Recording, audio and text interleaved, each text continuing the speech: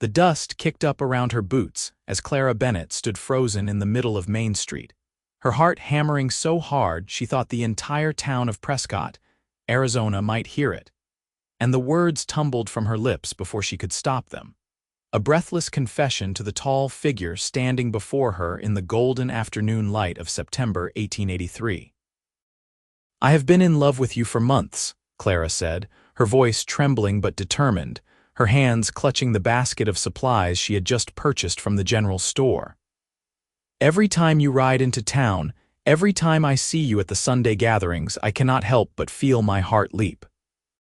I know it is forward of me, terribly forward, but I cannot keep this inside any longer." The man before her stood completely still, his face shadowed by the brim of his hat. He was tall and lean, dressed in worn denim and a dark shirt, a bandana tied loosely around his neck. For a long moment he said nothing, and Clara felt the heat rise to her cheeks, a mixture of embarrassment and the relentless Arizona sun. "Miss Bennett," he finally said, his voice low and careful, "I am honored by your words." Clara's breath caught. She had expected rejection, perhaps even mockery, but there was something in his tone that gave her hope. She took a step closer, emboldened by his response. "Then you feel the same?" she asked, her brown eyes searching the shadows beneath his hat brim. "I have watched you from afar, admired your strength and your kindness. The way you helped Mr. Henderson with his horses, the way you tipped your hat to Mrs. Crawford last week when she dropped her parcels. You are everything I have ever dreamed of in a man." He shifted his weight, and she caught a glimpse of his jaw, strong and clean-shaven. "Miss Bennett, I think there might be some confusion here." "No confusion," Clara insisted, shaking her head so vigorously that a few strands of her dark hair escaped from the neat bun at the nape of her neck. "I know my own heart. I have thought of nothing else for weeks. I had to tell you before I lost my courage, Clara." The way he said her name made her stomach flip. "I am not who you think I am." Before she could respond, another voice called out from behind her, "Clara, everything all right?" She turned to see Thomas Garrett emerging from the livery stable, wiping his hands on a rag. Thomas was the farrier's son, a young man her own age of 22 with sandy hair and an easy smile. But it was not Thomas she wanted. It was the man standing before her, the one she had been watching for months. "Everything is fine, Thomas," she called back, then turned her attention back to the man before her. "Please do not leave, not yet." "I am not leaving," he said quietly, "but I need you to understand something." "What is there to understand?" Clara asked, frustration creeping into her voice. "I have laid my heart bare before you. The least you could do is give me a proper answer." He reached up slowly and removed his hat, and Clara's breath caught in her throat.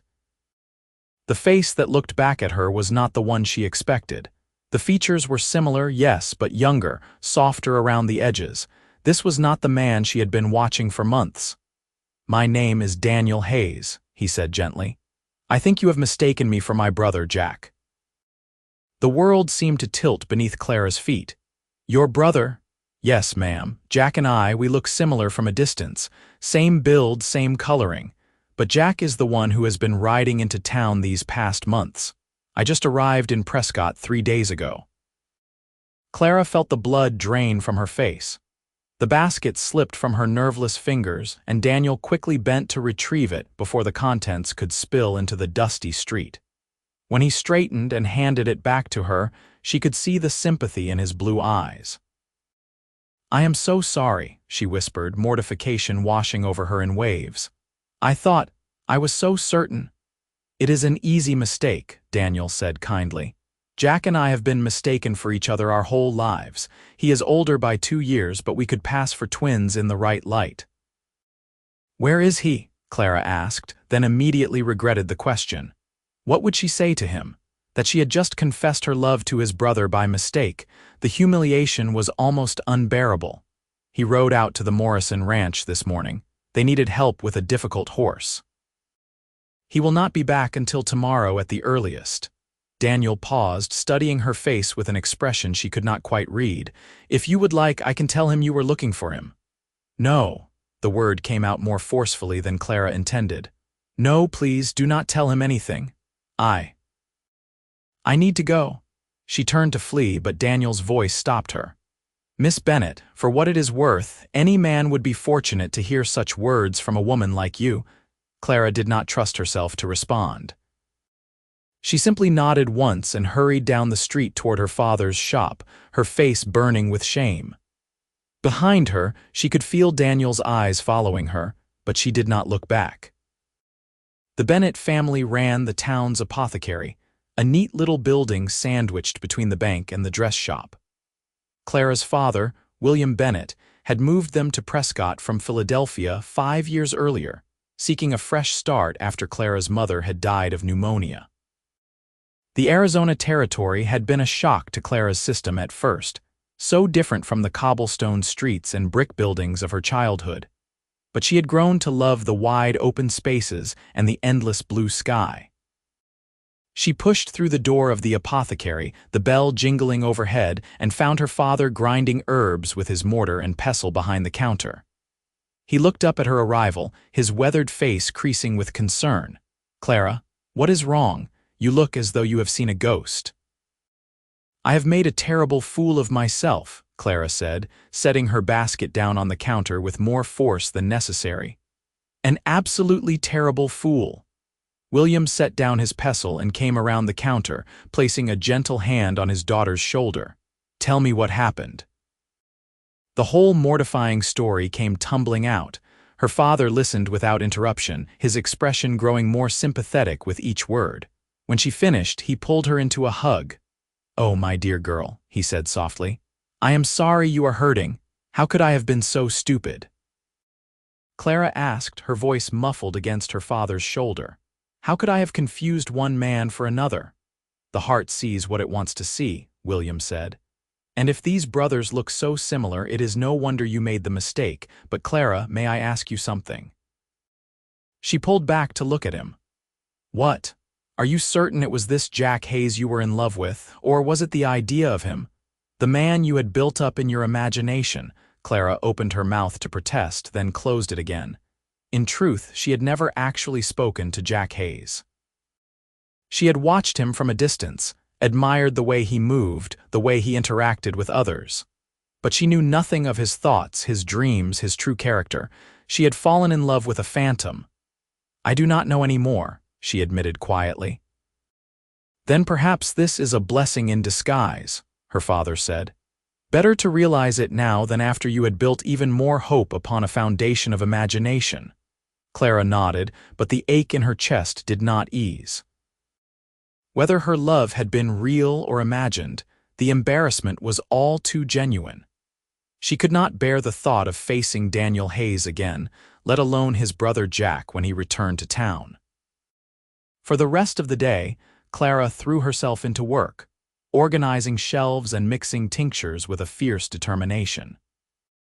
But her mind kept wandering back to that moment in the street, to the way Daniel had looked at her with such kindness even as he delivered the news that shattered her foolish dreams. That night, lying in her narrow bed and listening to the distant sounds of the saloon piano drifting on the warm breeze, Clara made a decision. She would avoid both Hayes brothers for as long as possible.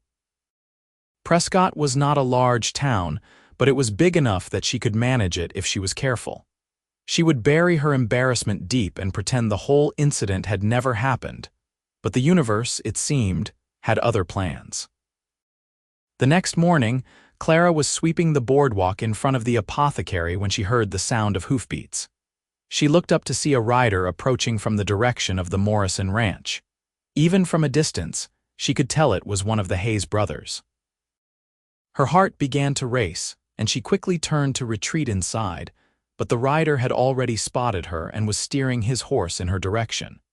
As he drew closer, Clara realized with a mixture of relief and renewed anxiety that it was Daniel, not Jack. He dismounted smoothly and tied his horse to the hitching post, then approached her with that same careful expression he had worn yesterday. "Miss Bennett," he said, tipping his hat. "I hope I am not disturbing you." "Not at all," Clara lied, gripping her broom so tightly her knuckles turned white. "What can I do for you, Mr. Hayes?" "I need some supplies," he said. Liniment if you have it, and maybe something for saddle sores. I am afraid I have been riding more than I am accustomed to these past few days. Of course, please come inside. Clara led him into the shop, grateful for the familiar routine of business to hide behind. She moved behind the counter and began gathering the items he requested, acutely aware of his presence in the small space. "Your father is not here?" Daniel asked, glancing around the tidy shop with its rows of bottles and jars. He had to visit a patient out at the Schneider farm. Mrs. Schneider is expecting her fourth child any day now, and she has been having some difficulties. He should be back by noon. Clara wrapped the liniment in brown paper and tied it with string, her movements efficient despite her nervousness. "Will there be anything else?" "Actually, yes." Daniel leaned against the counter, and Clara noticed for the first time the fine lines around his eyes, the calluses on his hands. "I wanted to apologize." Clara looked up sharply. "Apologize for what?" "For yesterday. I could have handled that situation better. I should have realized who you thought I was sooner, saved you some of the embarrassment." "You have nothing to apologize for," Clara said firmly. "The mistake was entirely mine. I should have been more observant, less impulsive. My father always says I let my emotions carry me away." "I do not think there is anything wrong with feeling things deeply," Daniel said quietly. "The world could use more people who are willing to be honest about what is in their hearts." Clara did not know how to respond to that. She busied herself with preparing a salve for saddle sores, mixing the ingredients with practiced efficiency.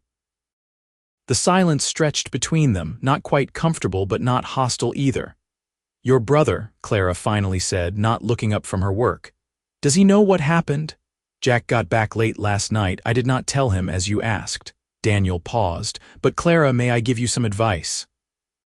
The use of her given name should have felt presumptuous, but somehow it did not. "What advice?" "Do not let embarrassment keep you from being honest. If you have feelings for Jack, you should tell him. The proper him this time." There was a hint of humor in his voice, gentle and not unkind. "I do not think I could bear it," Clara admitted. "And besides, I am no longer certain what I feel. My father suggested that perhaps I was in love with an idea rather than a real person." "That is possible," Daniel agreed. "Or perhaps you were in love with the real person, but you need to actually get to know him to be sure. Either way, you will not find your answer by avoiding him." Clara finished wrapping the salve and pushed both packages across the counter. "That will be $1.50. Daniel paid her and gathered his purchases, but he did not immediately leave.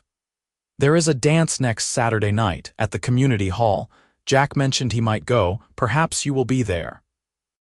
"Perhaps," Clara said noncommittally, though she had already been planning to attend before this whole mess began. The monthly dances were one of the few social events in Prescott, and she rarely missed them. "Then I hope to see you there, Miss Bennett." Daniel tipped his hat again and left, the bell jingling cheerfully behind him. Clara watched him mount his horse and ride away, then sank onto the stool behind the counter with a sigh. Daniel Hayes was nothing like what she had imagined. He was thoughtful and kind, with a gentleness that seemed at odds with his cowboy exterior. But he was not the man she had believed herself in love with. That was his brother Jack, a man she had never actually met. The week that followed was a strange one. Clara found herself thinking about the Hayes brothers more than she wanted to admit. She kept expecting to run into Jack around town, dreading and anticipating the meeting in equal measure, but he seemed to be keeping to the ranch where he and Daniel were working. According to Mrs. Crawford, who knew everything about everyone in Prescott, the brothers had hired on at the Double H Ranch, owned by Harold Henderson, to help break in a new string of horses. Saturday arrived with clear skies and a pleasant breeze that offered some relief from the heat. Clara spent the afternoon helping her father in the shop, then went home to prepare for the dance. She chose a dress of deep blue cotton with a modest neckline and a full skirt, one of her favorites. As she pinned up her hair in front of the small mirror in her room, she tried to calm the butterflies in her stomach. "You are being ridiculous," she told her reflection. "It is just a dance. You have been to dozens of them." But this time felt different. This time, she would finally come face to face with Jack Hayes, the man she had thought she loved. And his brother would be there too, the one who had been so kind to her in her moment of humiliation. The community hall was already crowded when Clara and her father arrived. Lanterns hung from the rafters, casting a warm glow over the assembled townspeople. A small group of musicians tuned their instruments in the corner while people milled about, greeting friends and neighbors. Clara recognized most of the faces, the familiar mixture of ranchers and shopkeepers, families and single young people all looking for a pleasant evening. "There is Thomas Garrett," William said, nodding toward the young farrier's son. "He looks like he wants to ask you to dance." "Father, please," Clara murmured, but she smiled at Thomas when he approached. "Evening, Miss Bennett, Mr. Bennett," Thomas said, his face slightly flushed. "Clara, I was wondering if you might save me a dance later. Of course, Thomas, I would be happy to." Clara had known Thomas since she moved to Prescott, and he was a pleasant enough dance partner, even if her heart did not flutter when she looked at him. The music started, a lively reel, and couples began to form on the floor. Clara's father claimed the first dance, as he always did, and she let him spin her around the floor with practiced ease. William Bennett was not a tall man, but he was graceful, and dancing with him always made Clara feel safe and loved. "You are looking for someone," her father observed quietly as they turned. "I am not," Clara protested, but she knew it was a lie. Her eyes kept scanning the crowd, looking for a tall figure in a cowboy hat.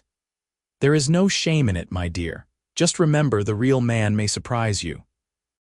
People are never quite what we imagine them to be." The dance ended, and Clara was immediately claimed by Thomas, then by old Mr. Peterson, who always insisted on at least one dance with all the young ladies. By the time the evening was half over, Clara had almost convinced herself that the Hayes brothers were not coming. Then she saw him. He stood near the entrance, and Clara's breath caught. He was taller than she remembered, or perhaps it was just that she was seeing him clearly for the first time instead of at a distance. He wore clean clothes, his dark hair neatly combed, and even from across the room she could see the blue of his eyes. Her heart began to race. But as he moved further into the hall, Clara realized something was wrong. The way he carried himself, the slight hesitation in his step as he navigated the crowd, it was familiar. Too familiar. It was Daniel. Clara felt a confusing mixture of disappointment and something else she could not quite name. She watched as Daniel greeted Harold Henderson and his wife, accepting a cup of punch from the refreshment table.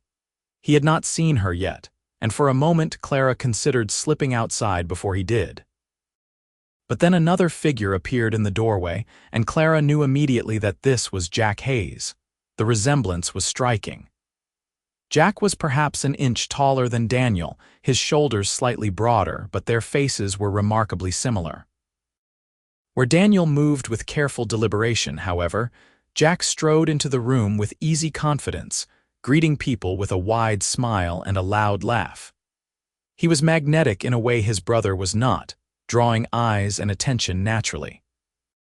Clara stood frozen, watching as the two brothers moved through the crowd.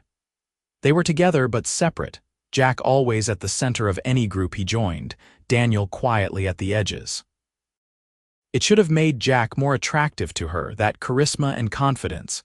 But instead, Clara found herself watching Daniel, noticing the way he listened intently when others spoke, the small smile that played at the corners of his mouth when someone said something amusing.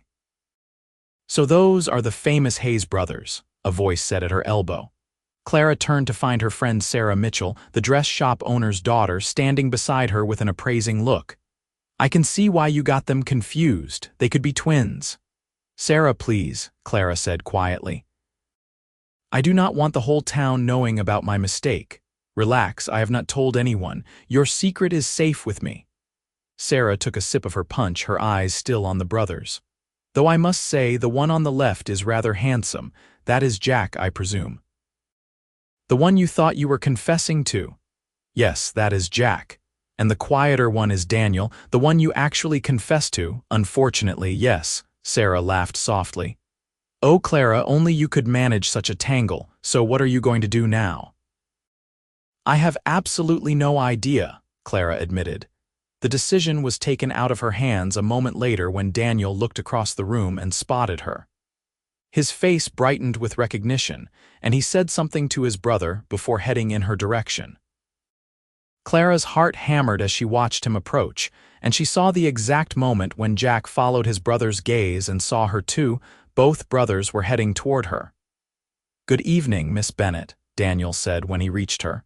"It is good to see you again. You look lovely this evening." "Thank you, Mr. Hayes. Good evening to you as well." Clara was proud of how steady her voice sounded despite her racing pulse. "Clara, I would like you to meet my brother, Jack." Daniel stepped aside slightly, and suddenly Clara was face to face with the man she had believed herself in love with for months. Up close, Jack Hayes was undeniably handsome. His eyes were the same blue as Daniel's, but they sparkled with mischief and confidence. He smiled at her, a smile that probably made most women in the territory weak in the knees.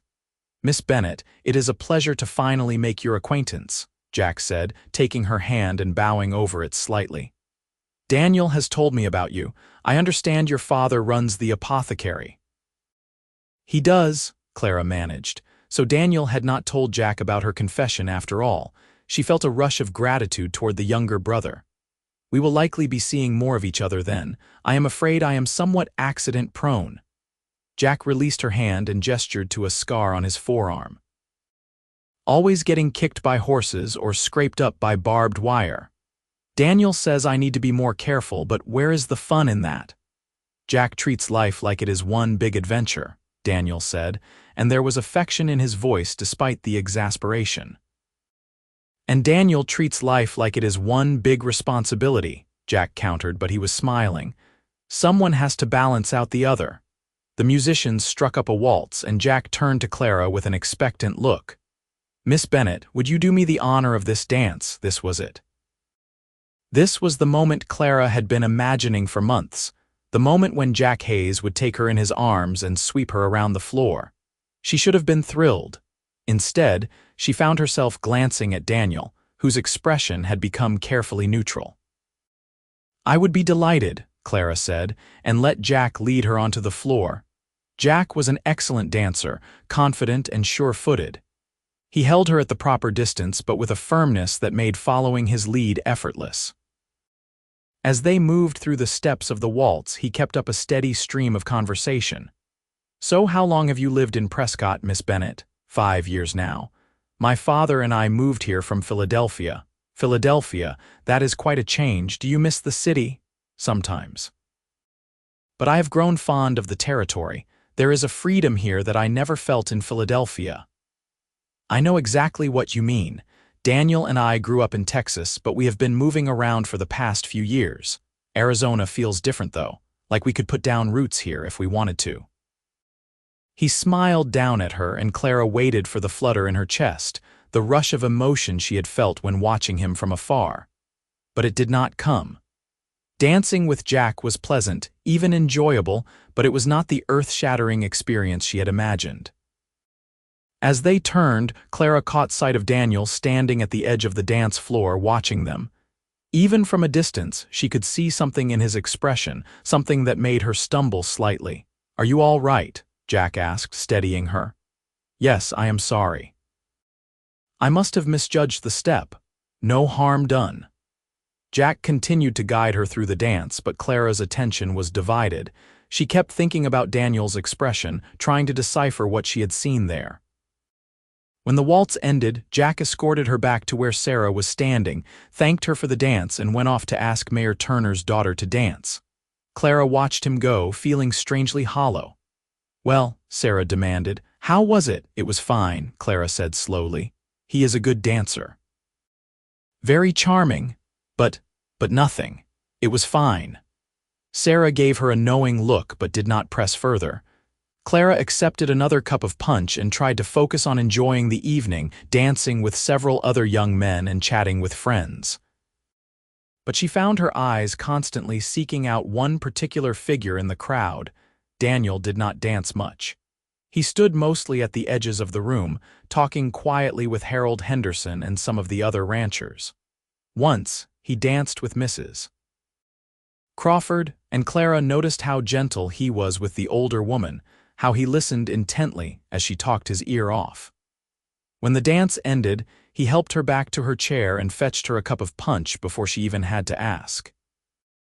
It was a small thing, that gesture, but it made something warm bloom in Clara's chest. The evening was winding down when Daniel finally approached her again. Most of the families had already left, and the crowd had thinned to mostly young, unmarried people and a few chaperones. "Miss Bennett, I was wondering if you might have one dance left for me," Daniel asked, his hat in his hands. Clara's mouth felt suddenly dry. "I would like that." He led her onto the floor just as the musicians started a slow waltz, one of the last songs of the evening. Daniel's hand settled at her waist, and he took her other hand in his. His touch was warm and sure, and Clara felt a shiver run through her that had nothing to do with the temperature. They moved together in silence for several beats before Daniel spoke. "Did you get a chance to talk to Jack?" "Yes, we danced together earlier. He seems very nice." "He is. Jack has always been the outgoing one, the one who makes friends easily. People are drawn to him." There was no jealousy in Daniel's voice, just simple observation. "And what about you?" Clara asked, surprising herself with her boldness. "What are you like?" Daniel was quiet for a moment, considering. "I suppose I am the steady one, the one who thinks before he acts, who worries about consequences. Jack says I worry too much, and he is probably right. I do not think that is a fault. Maybe not, but it can be lonely sometimes, being the one who holds back while everyone else leaps forward." Clara looked up at him, really looked at him, and saw something in his eyes that made her breath catch. It was the same expression she had glimpsed earlier when he was watching her dance with Jack. It was longing, carefully controlled but unmistakable. "Daniel," she said softly, "did you tell Jack about what happened, about my confession?" "No, I told you I would not, and I keep my promises." He hesitated, then added, "But I need to tell you something, Clara, something I probably should have said that first day." Her heart was racing now. "What is it?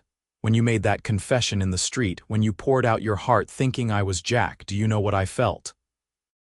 Clara shook her head, not trusting her voice. "I felt joy.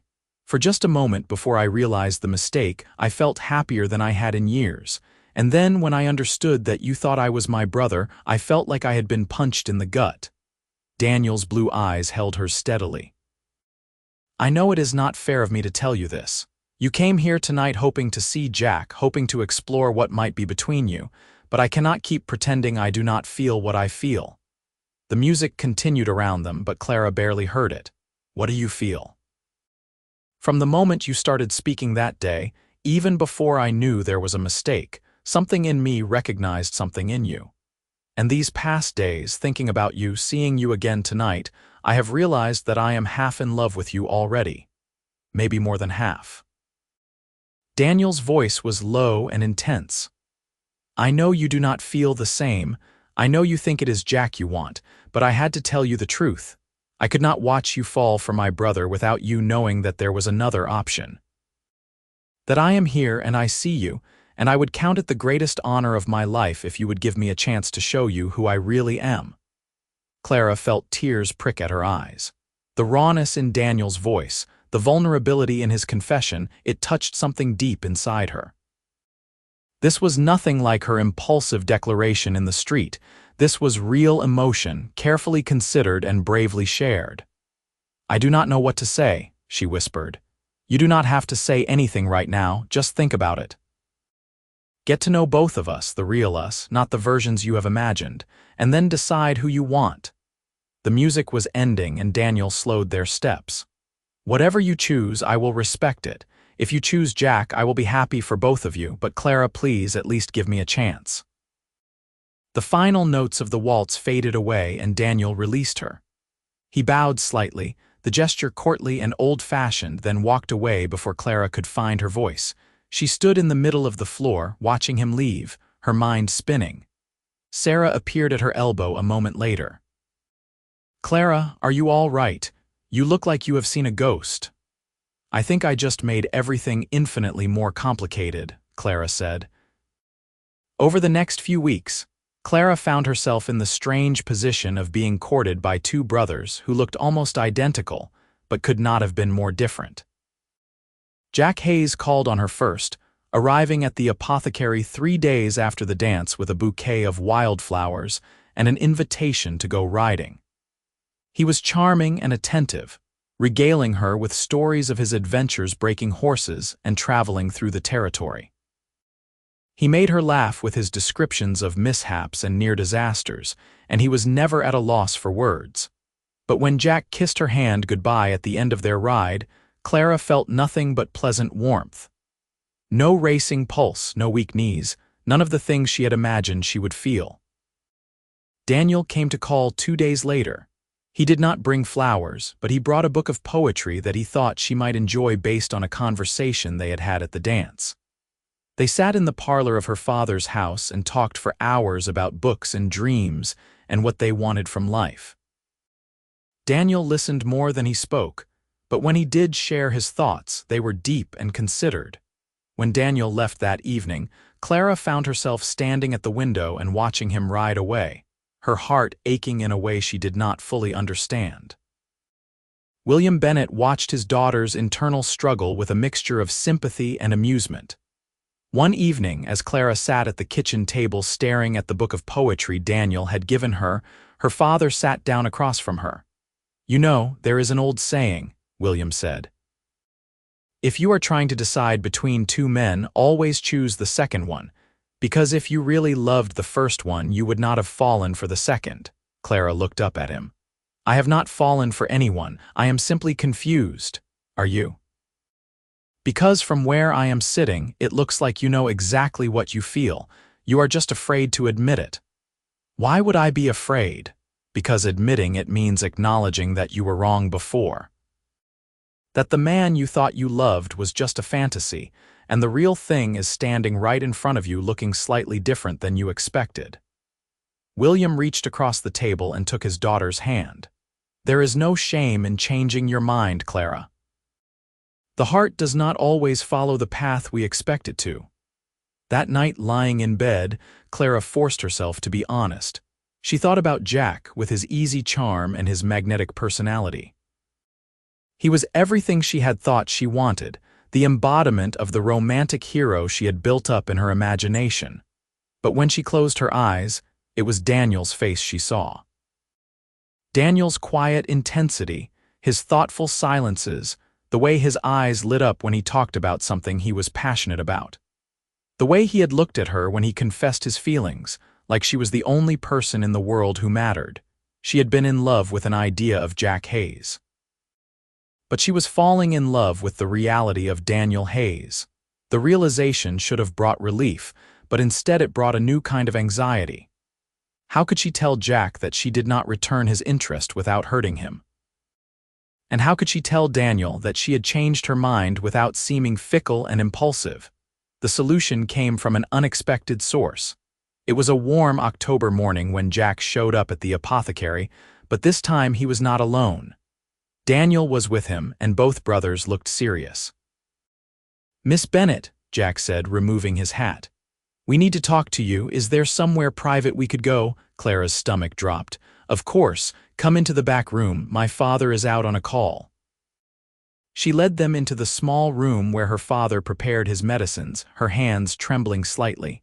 Whatever this was, it was not good news. Once the door was closed, Jack turned to face her with a sheepish expression. "Clara, I need to apologize to you." "Apologize? For what?" "For courting you under false pretenses. For letting you think that I was interested in you romantically when the truth is, my heart belongs to someone else." Clara blinked in surprise. "What?" Daniel stepped forward. What Jack is trying to say, rather badly, is that he has been in love with Sarah Mitchell for months. But he thought she was not interested in him, so when you seemed to be available, he thought maybe he could move on. Except it did not work because you cannot force yourself to feel something that is not there. "I like you very much, Clara," Jack said earnestly. "You are kind and intelligent, and any man would be lucky to have you, but I am not the right man. My heart is elsewhere, and I have been doing both of us a disservice by pretending otherwise."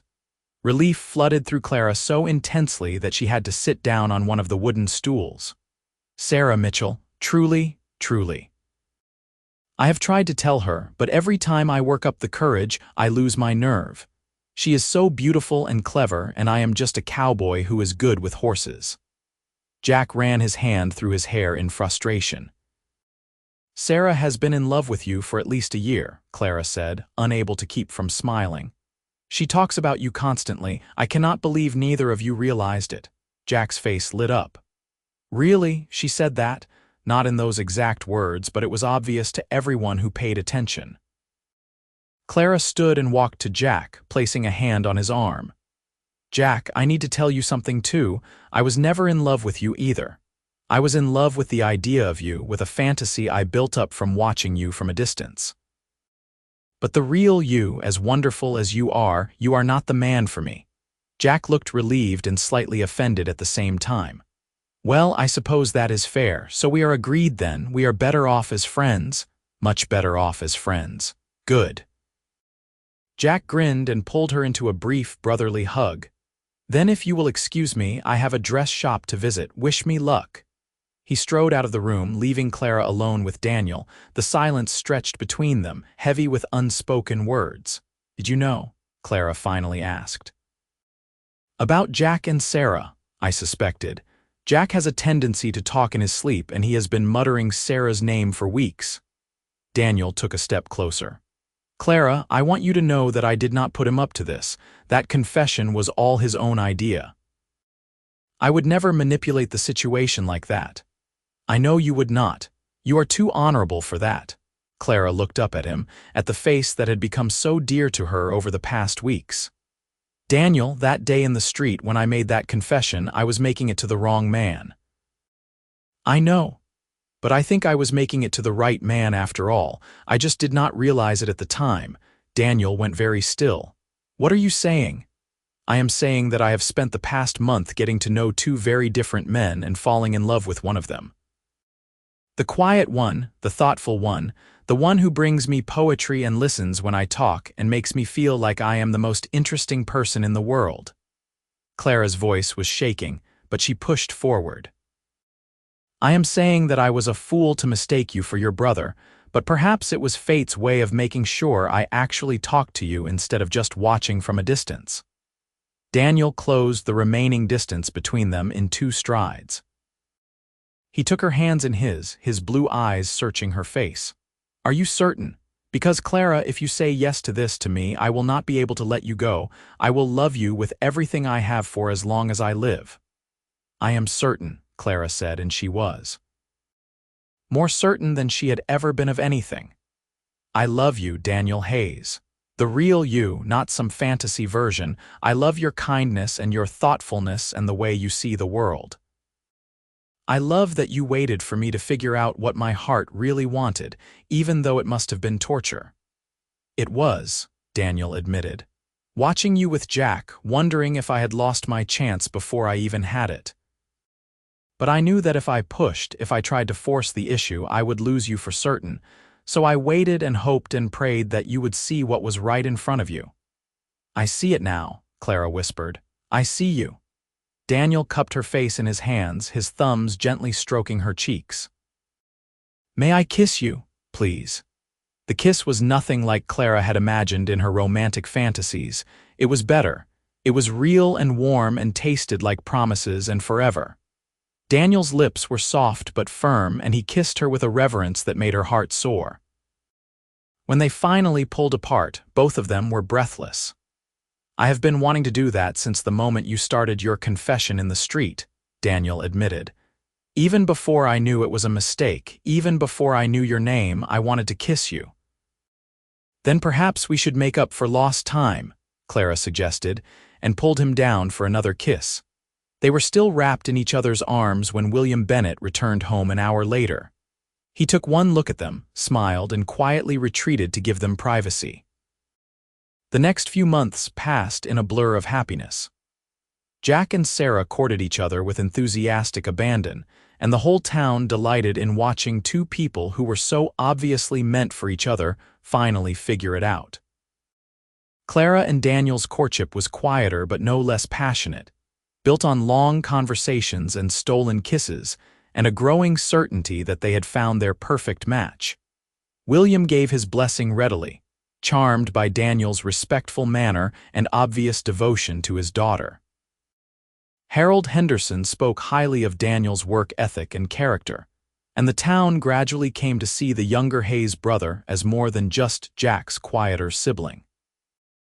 On a clear December day, with the Arizona sky stretching blue and endless overhead, Daniel took Clara riding out to a spot he had discovered in the hills outside Prescott. It was a small meadow surrounded by juniper trees, with a view of the town spread out below them. "I wanted to bring you here because this is where I realized I was in love with you," Daniel said as they stood looking out over the valley. It was about a week after that first dance. "I came out here to think, to try to sort out my feelings, and I looked down at the town and thought about you working in the apothecary, living your life, and I knew that I wanted to be part of that life. I wanted to wake up every morning knowing you were in the world, and I wanted to spend every day trying to make you as happy as you make me." Clara's eyes filled with tears. "Daniel," he turned to face her and dropped to one knee. From his pocket, he pulled a simple gold band set with a small sapphire. "Clara Bennett, I know that our beginning was unconventional. I know that you thought you were confessing your love to another man and that man turned out to be me, but I believe that was not a mistake. I believe it was destiny bringing us together in the only way we would have actually met.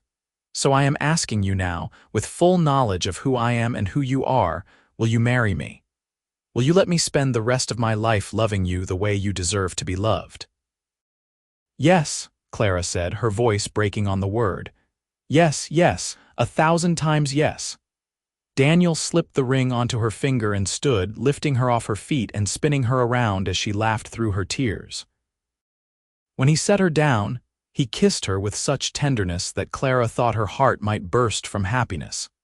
They were married in late January of 1884, in a simple ceremony at the Prescott Community Hall. Sarah stood up as Clara's maid of honor, and Jack served as Daniel's best man, grinning throughout the entire ceremony.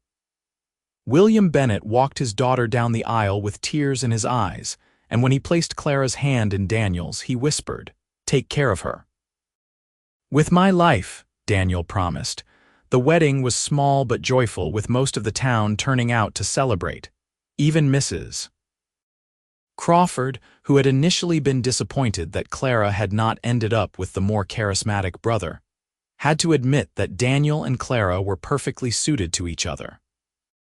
The newlyweds moved into a small house on the edge of town, close enough to the apothecary that Clara could help her father but far enough that they had privacy. Daniel continued working at the Double H Ranch, and Clara continued helping her father, and they built a life together that was quiet and contented and deeply happy. Spring came to Arizona in a riot of wildflowers and warm breezes. Clara and Daniel fell into an easy rhythm, their days filled with work and their evenings filled with each other. They would sit on the porch of their little house as the sun set, talking about everything and nothing, and Clara would think about how close she had come to missing him, because she had been too caught up in a fantasy to see reality. One evening in early April, as they sat watching the stars come out, Daniel pulled Clara closer against his side. "Do you ever regret it?" he asked quietly. "The way we met, how confused and embarrassed you were." Clara thought about it seriously before answering. "No," she finally said. "Because if I had not made that mistake, I might never have really talked to you. I might have spent months or years pining after Jack from a distance, building up a fantasy that could never be real. The embarrassment was awful at the time, but it forced me to see you, really see you, instead of just assuming you were the same as your brother. So no, I do not regret it. I am grateful for it. Even for the mortification of confessing your love to the wrong man in the middle of Main Street. Even for that, Clara turned in his arms to face him, because that wrong man turned out to be the right man after all, and you waited for me to figure that out, even when it must have been torture to watch me trying to fall for your brother. It was torture, Daniel admitted. But you were worth waiting for. You will always be worth waiting for. He kissed her then, sweet and slow, and Clara melted into his embrace. This was where she belonged, where she had always belonged, even when she had not known it. In the arms of a man who saw her truly, who loved her deeply, who had waited patiently for her to realize that the fantasy she had been chasing was nothing compared to the reality standing right in front of her. Summer arrived with its intense heat, and Clara discovered she was expecting their first child. Daniel's joy was boundless, and he fussed over her constantly, making sure she was not working too hard, that she was eating enough, that she was resting. Clara found his concern endearing even when it became slightly overwhelming. "I am growing a baby, not recovering from an illness," she told him one evening when he insisted on carrying her from the kitchen to the parlor, even though she was perfectly capable of walking. "You do not need to treat me like I am made of glass. I know that, but I cannot help it. You are carrying our child, Clara. That is the most miraculous thing in the world." Daniel placed his hand gently on her stomach, which was just beginning to swell with new life. "I want to take care of you both." How could she argue with that? Jack and Sarah got married in June, a boisterous celebration that was everything Clara and Daniel's quiet ceremony had not been. Jack was in his element, dancing with every woman in attendance and making grand speeches about love and destiny. Sarah glowed with happiness, her eyes never leaving her new husband's face. "We make quite a pair, do we not?" Sarah said to Clara as they watched their husbands talking with Harold Henderson about horses. "Both of us married to Hayes brothers. People will be confusing them for years." "I do not think I could ever confuse Daniel for anyone else now," Clara said. "He is too distinctly himself." "You really love him, do not you? Not just the idea of him, but the actual man." "More than I thought it was possible to love anyone." Clara smiled as Daniel looked over at her and winked. "I was such a fool, Sarah. I spent months watching Jack and building up this elaborate fantasy, and the whole time the man I was meant to be with was right there. I just could not see him. But you see him now, and that is what matters." Sarah squeezed her friend's hand. "I am happy for you, Clara. You deserve this happiness." As summer faded into fall, Clara's pregnancy progressed smoothly. Her father doted on her, already looking forward to being a grandfather. Daniel started building a cradle in the evenings, his hands working the wood with patient skill. And Clara felt a contentment settle over her that she had never experienced before. Their son was born on a cold November night, arriving with a lusty cry that announced his presence to the entire household. Daniel held his son for the first time with tears streaming down his face, and Clara fell in love all over again watching her strong, stoic husband come undone at the sight of his child. "What should we call him?" Daniel asked, his voice hoarse with emotion. "I was thinking William after my father," Clara said. "If that is acceptable to you, it is perfect." Daniel bent to kiss her forehead, then the baby's. "Thank you, Clara. Thank you for this gift, for this life, for saying yes to me." "Thank you for waiting," Clara whispered. "Thank you for seeing me when I could not see you. Thank you for being patient while I figured out what my heart really wanted." Little William was a healthy, happy baby who grew strong and bright. Jack and Sarah visited often, delighting in their nephew. Sarah announced her own pregnancy in the spring, and the two couples spent many evenings planning for the future, imagining their children growing up together. Years passed in a steady rhythm of love and life. William and Clara's house was always filled with laughter and the sound of children playing. After William came a daughter, Grace, with her father's blue eyes and her mother's dark hair. Then another son, Samuel, who looked so much like Jack that it was startling until he opened his mouth, and his quiet, thoughtful nature marked him as Daniel's child through and through. Jack and Sarah had 3 daughters, each more spirited than the last, and family gatherings were loud and chaotic and wonderful. The Hayes brothers remained close, their children growing up more like siblings than cousins. William Bennett lived to see all his grandchildren born, and he passed peacefully in his sleep at the age of 72, content in the knowledge that his daughter was happy and loved. Clara mourned him deeply, but was grateful for all the years they had had together. Daniel took over running the Double H Ranch when Harold Henderson retired, and he proved to be a skilled manager. Under his guidance, the ranch prospered, and he gained a reputation throughout the territory as a fair and honest man. People came to him for advice on horses and cattle, and he gave it freely, never expecting anything in return. Clara continued her father's work at the apothecary, teaching her children about herbs and healing. Grace showed a particular aptitude for it, and Clara began training her daughter in the family trade, hoping she would carry it forward into the next generation. On their 10th wedding anniversary, Daniel took Clara back to the meadow in the hills where he had proposed. It looked much the same as it had that December day a decade earlier, the juniper trees a little taller perhaps, but still providing the same spectacular view of Prescott spread out below. "You remember what I said to you here?" Daniel asked, holding her hand as they stood looking out over the valley. "You said that this was where you realized you were in love with me," Clara said, "that you looked down at the town and knew you wanted to be part of my life. I was terrified that day. Terrified that you would say no, that you would choose Jack, that I would have to watch you marry my brother and pretend to be happy about it." Daniel turned to face her, his blue eyes still as intense as they had been that day in the street when she had mistakenly confessed her love. "But you said yes, you chose me, and every day since then has been a gift." "I love you, Daniel Hayes," Clara said, the words as true now as they had been on their wedding day. "I loved the man I thought you were, and I love the man you are even more. You are my best friend, my partner, my home." "And you are everything I never knew I was looking for," Daniel replied. "The woman who confessed her love to the wrong man and somehow made him the luckiest man alive." They kissed as the sun set behind them, painting the sky in shades of orange and gold.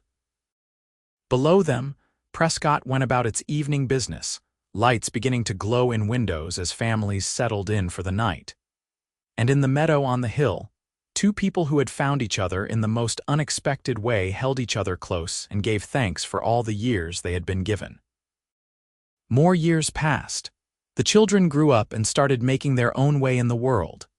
William Jr. showed an interest in ranching and worked alongside his father at the Double H. Grace took over the apothecary when her mother decided to retire. Samuel, the youngest, had a wandering spirit and talked about traveling east to see the big cities his mother had told him about. Jack and Sarah remained their closest friends, and the four of them grew old together, sharing memories and laughter and the comfortable companionship of people who had known each other for decades. Jack's hair went gray first, and he complained about it constantly until Sarah pointed out that it made him look distinguished. Daniel's hair followed soon after, though he refused to admit that the lines around his eyes were from age rather than squinting at the sun. Clara's hair remained dark longer than either brother's, though eventually silver threads began to appear. She did not mind them. Each gray hair was a badge of honor, proof of a life well lived and full of love. On a warm spring evening in 1909, 25 years after their wedding, Clara and Daniel sat on the porch of their home watching their grandchildren play in the yard. William Jr. had married a sweet girl from Flagstaff and given them 2 grandsons. Grace had married Thomas Garrett's younger brother and had 3 children of her own. Even Samuel had settled down, his wandering days behind him, with a wife and baby daughter. "We built something good here," Clara said, watching as one of the grandchildren, a little girl with wild curls, chased a chicken around the yard. "Something lasting." "We did," Daniel agreed. He reached over and took her hand, his fingers intertwining with hers in a gesture that had become as natural as breathing over the years. "And it all started with you confessing your love to the wrong man in the middle of Main Street," Clara laughed. "I will never live that down, will I?" Not as long as I am alive to remind you. Daniel's eyes sparkled with mischief. Though I maintain that you confessed to exactly the right man, you just did not know it yet. I know it now, Clara said softly. I have known it for 25 years.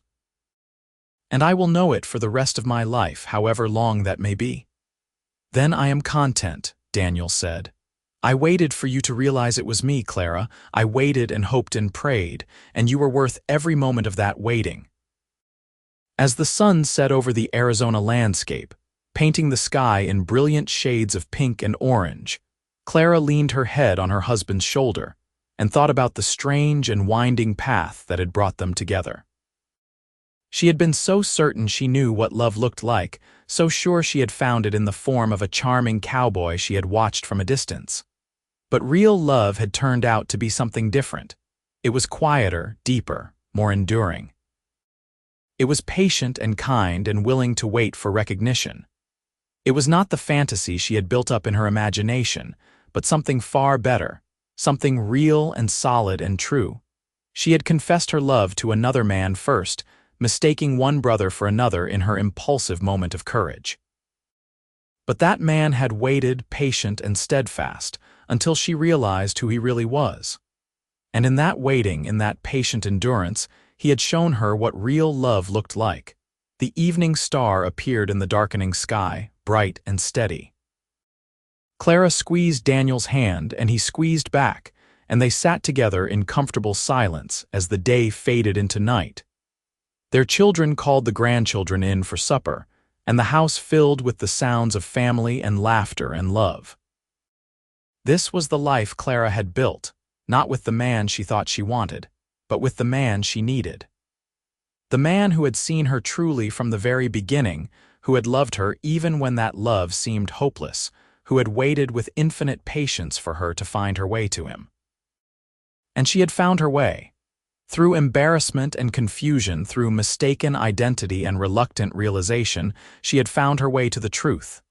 To Daniel, to home, the cowboy had waited until she realized it was him, and she had realized it. And they had lived happily ever after, building a life filled with love and laughter, and the kind of deep contentment that comes from truly knowing, and being known by another person. As darkness settled fully over the land and the first stars appeared in the vast Arizona sky, Clara and Daniel Hayes sat together on their porch, hands clasped, hearts intertwined, grateful beyond measure for the twist of fate that had brought them together. For the confession made to the wrong man that had turned out to be so perfectly, wonderfully right. Their love story was not the one Clara had imagined when she stood in that dusty street and poured out her heart. It was better. It was real. And it was theirs, built on a foundation of patience and understanding and a willingness to see beyond first impressions to the truth underneath. The grandchildren's laughter echoed through the house behind them, and Clara smiled.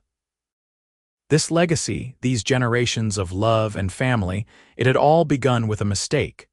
With a moment of confusion and misidentification that had seemed like the worst thing in the world at the time. But sometimes, Clara thought, the best things in life come from our mistakes. Sometimes we confess our love to the wrong person, and that wrong person turns out to be exactly who we needed all along. Sometimes we think we know what we want, only to discover that what we need is standing right in front of us, patiently waiting for us to open our eyes and truly see. Daniel had waited, and Clara had realized, and from that waiting and that realization they had built something beautiful, something lasting, something worth every moment of confusion and embarrassment and uncertainty.